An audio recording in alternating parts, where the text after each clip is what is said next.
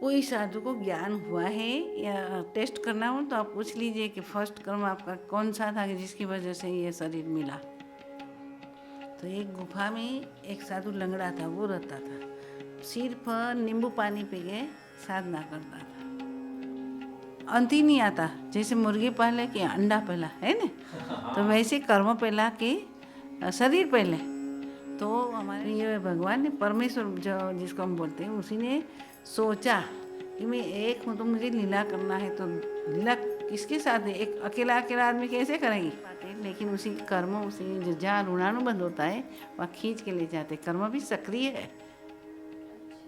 हमें बदन का गठन हो गया, फिर वो शक्ति बाहर चली गई। तो अज्ञानवश वो ऐसे ही चक्कर काटते रहे जन्म और मरण के। ठीक है ना? ठीक है, बढ़िया एकदम। बढ़िया है। साधना में ये मालूम हो जाएगा। जो मेरे को एक और इसमें एक सवाल पूछना है कि बुद्धि आई कर्म से, सब कुछ जो बाहर हो रहा है वो भी आया है कर्म से। अब आप समझ गए ना कहाँ जा रहे हो? समझ गई। तो फिर जब सब कुछ पिछले से ही चला आ रहा है तो फिर वही बात है कि पहला कर्म क्या था? यस, मैं ये समझ गई थी कि आप ये पूछने वाले।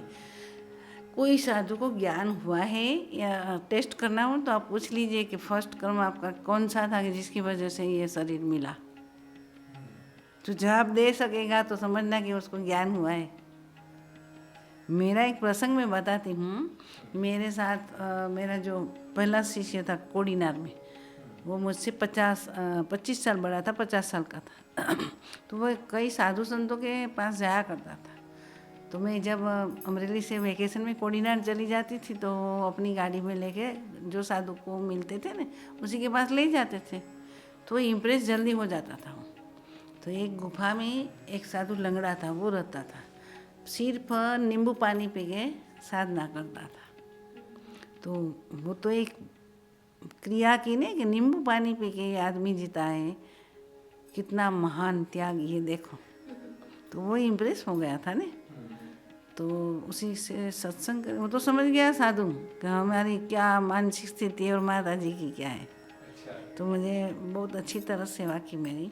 हम बाहर निकले गुफा से, वो ग्राउंड में गुफा बनाई थी, धरती खोद खोद के। अच्छा। मुझे लगा किसी पहाड़ के नहीं नीचे नहीं होगी। नहीं, वो ग्राउंड में बनाई थी।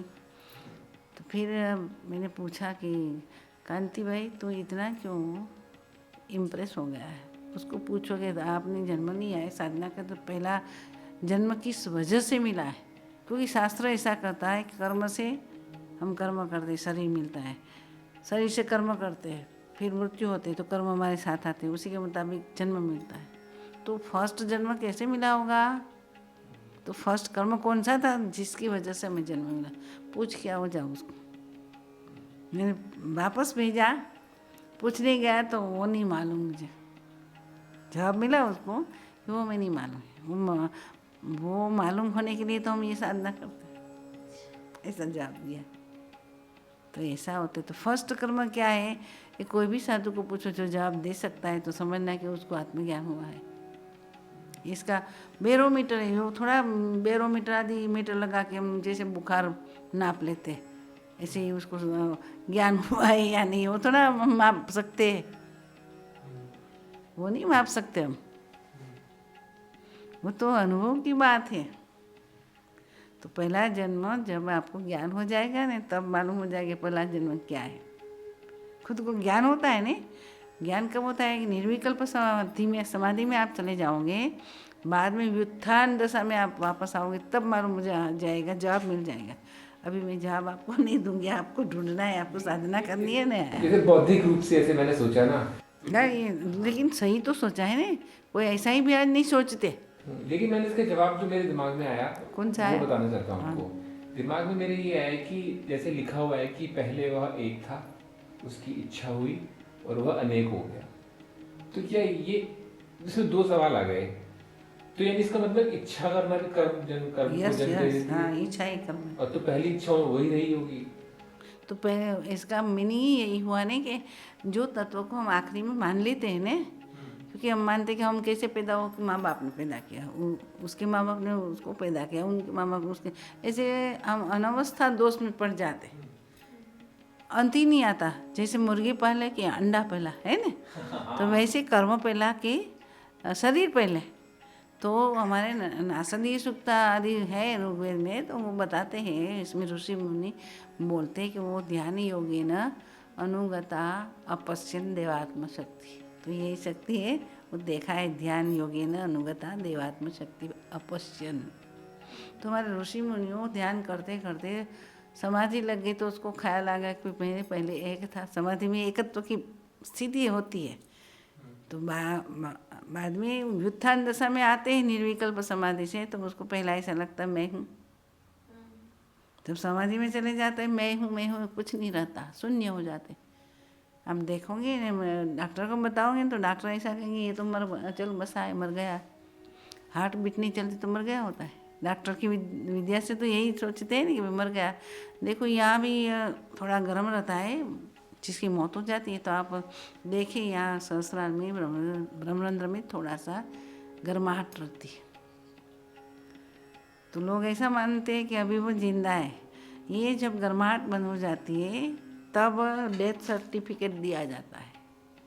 कानून डेथ सर्टिफिकेट दिया। जैसे ऐसे वो फांसी देते हैं, हैंगिंग कर देते हैं, और जीभ बाहर निकल जाती है, ऐसे ये सांसों बंद हो जाते हैं तो फांसी लग जाती है। तो भी ये चलता ही है नहीं, वो देखते हैं, फिर डेथ सर्टिफिकेट दिया जाता है कि भी उसकी मौत होगी। तो ये भी कानून में है। तो हम व्युत्थान दशा में आते हैं निर्विकल्प समाधि से, तो हम है ऐसा अनुभव होता है। तो ये फर्स्ट कर्म है हमारा। तो आगे आपने बताया ना कि भाई जिनसे हम पैदा हुए वो उसकी इच्छा हुई है ना, तो वो उसी की इच्छा हुई, तो वो इच्छा हमारे साथ डिराइव हुई ना साथ साथ। तो शास्त्रों में ऐसा उदाहरण दिया जाता है कि जैसे आप ताप करते हो, विंटर में करते हैं ना, अगर चूल्हा जलाते हैं तो आँच चलती है, तो उसी में तो कभी कभी स्फुलिंग निकलते हैं ना, वैसे ही स्फुलिंग है। अलग अलग मत है, वैसे ही स्फुलिंग है। तो ये भगवान ने, परमेश्वर जो जिसको हम बोलते हैं, उसी ने सोचा कि मैं एक हूँ तो मुझे लीला करना है। तो लीला किसके साथ है? एक अकेला आदमी कैसे करेंगे, आनंद कैसे करेंगे? तो कंपेनियन चाहिए ना। तो उसी ने कहा कि मैं एक ओम बहुश्याम प्रजाएं, मैं एक हूँ तो बहु हो जाऊँ, तो लीला करने में और आनंद आएगा।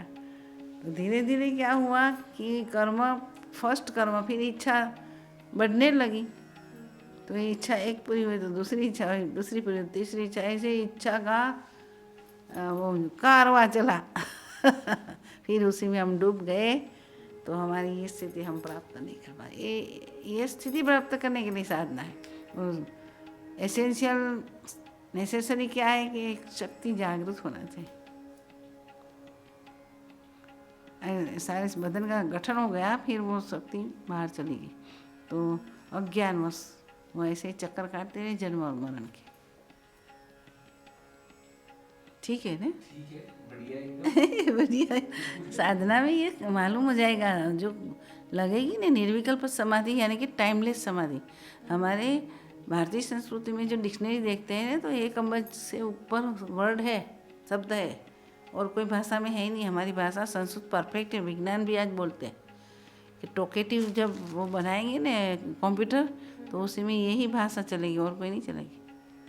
क्यों चलेगी? उसी का भाई भाषा की व्याकरणिक दृष्टि से कारण है, व्याकरण की दृष्टि से। जैसे हम अंग्रेजी में क्या बोलते हैं, आई एम, मैं जा रहा, तो अंग्रेजी क्या करते हैं, I am going. Going am I ऐसा नहीं बोलेंगे, आई एम गोइंग, कर्ता कर्म क्रियापद, ऐसा चलता है ना। हमारे संस्कृत में तो ऐसा चलता है कि अहम गच्छामि, गच्छामि अहम, तो अभी बात तो यही निकलेगी, वो डिस्टर्ब नहीं होगा। कंप्यूटर में कमांड दे दो तो डिस्टर्ब नहीं कर देगा, अपसेट नहीं कर देगा। हाँ, आई एम, अहम गच्छामि पाठशाला, पार्ट 2 नहीं लगेगा, पाठशाला, गच्छामि पाठशाला, बिंदी लगेगी मारे, द्वितीय विभक्ति लगेगी। तो विभक्ति प्रधान भाषा है, तो ये भाषा संस्कृत भाषा सीखने से भी समाधि का ज्ञान हो जाता है। ऐसे गिरवान गिरा कहा गया है संस्कृत भाषा को। तो संस्कृत भाषा निकाल देते हैं ना, ये बूढ़ी हो गई है, मृत पाए हो गए, ऐसा करके हम सिलेबस में से निकाल देते हैं। ये अच्छा नहीं है, सीखना चाहिए।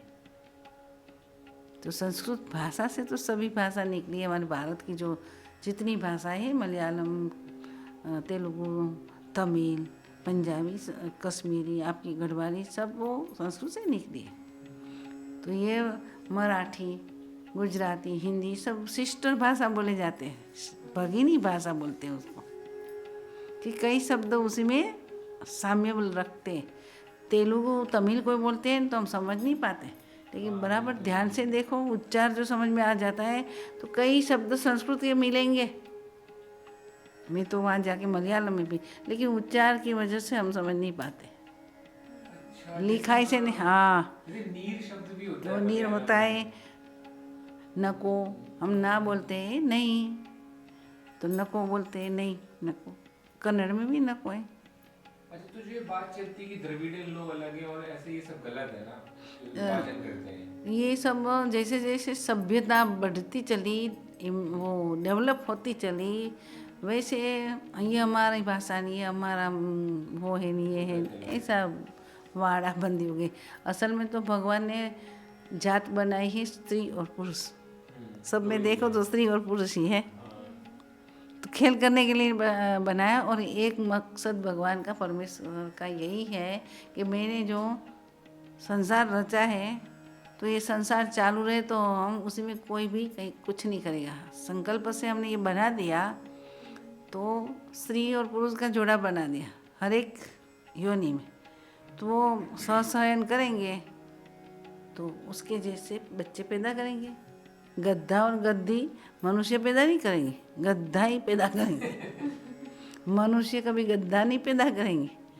वो सिस्टम बनाई है भगवान ने हमारे भीतर, जो खाना पीना, उत्सर्ग तंत्र है, श्वास लेना, ये सभी तंत्र तो है ना हमारे भीतर। ये तंत्र फिट किए, वो क्या गुर्दा है, तो सभी में है।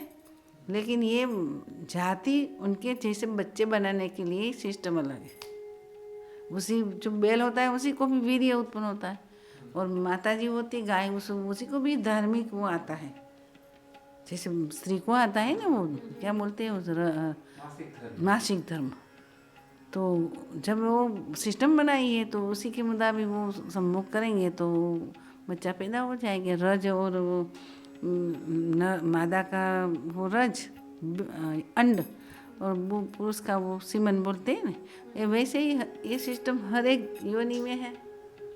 तो ये करते हैं क्या, वो शरीर बनाते हैं, उसी के पास वो रजांड यानी कि स्त्री का अंड, बीजांड, और पुरुष का सीमन, वो उपादान कारण है शरीर बनने के लिए। उपादान कारण समझते हो?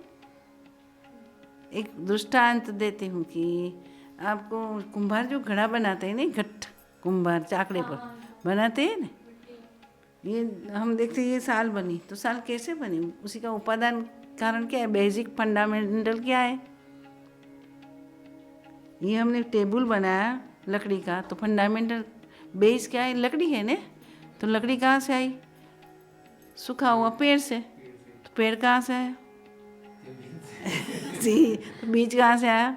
जैसे हम बोलते हैं नहीं पहले कर्म या पहले शरीर, वैसे ही हर जगह पर यही चलती है तर्क।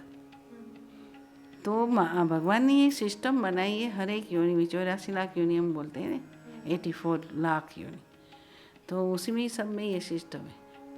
बताया गद्दा गद्दा ही पैदा करेगा, मनुष्य मनुष्य अपने जैसा ही पैदा करेगा। जब इसमें विकृति आती है, तो 6 अंगुली वाला होता है, किसी को 2 शरीर होता है, यहाँ से जुड़े हुए, ऐसा ही बनता है, ये विकृति आती है। तो विज्ञान उसे विकृति, जेनेटिक विकृति बोलते हैं, लेकिन हमारे शास्त्र ऐसा बोलते हैं, ऐसा पाप किया है तो ऐसा बच्चा आया राक्षस जैसा। समझ में आती है ना बात, बिल्कुल होली साइंस है यार।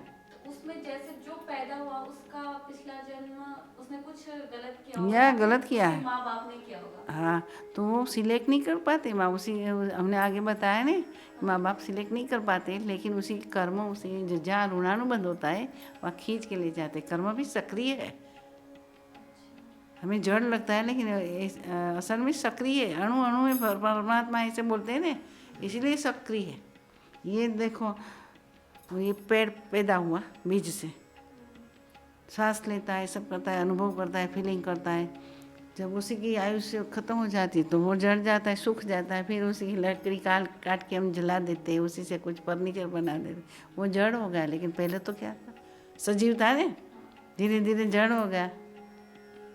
तो इसी का हम इस्तेमाल करते हैं। ये प्रकृति कैसे काम करती है वो हम समझते हैं अभी।